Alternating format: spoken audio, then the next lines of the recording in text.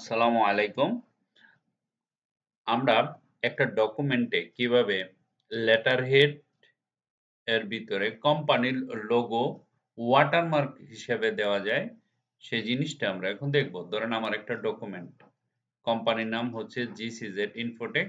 আমরা একটা লোগো এই ডকুমেন্টে ওয়াটারমার্ক হিসেবে ব্যবহার করতে চাই, যেটা প্রিন্ট করলে লেখার নিচে থাকবে জলছাপের মতো। ঠিক আছে? তো আমি এখন কি করব?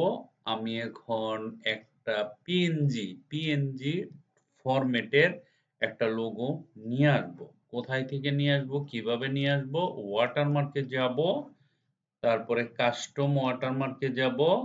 এইখানে না, এই যে উপরে আসেন, পিকচার এন্ড ওয়াটারমার্কে যাবেন। যাওয়ার পরে সিলেক্ট পিকচারে ক্লিক করবেন। করার পরে আমরা যখন ডেস্কটপে যাব, ডেস্কটপে ক্লিক করার পরে এখানে আমরা লোগো পাবো। ধরেন এই যে এই লোগোটা আমরা লেখার পিছনে দিব। এটাকে সিলেক্ট করে ইনসার্ট করে দিব।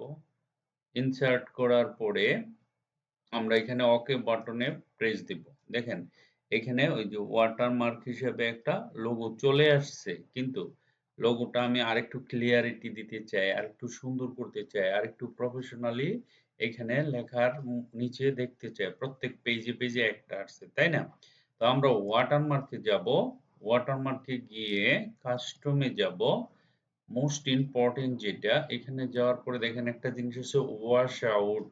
এই যেটা, এই দাগটা উঠায় দিবেন। যখনই আপনি উঠায় দিয়ে ওকে করবেন, তখন আপনার লোগোটা একদম স্পষ্ট হয়ে গেছে। দেখেন এই যে, হ্যাঁ, জিসিজেড ইনফোটেক এর একটা লোগো ধরেন এখানে, জিনিসটা কত সুন্দর হয়ে গেছে, তাই না?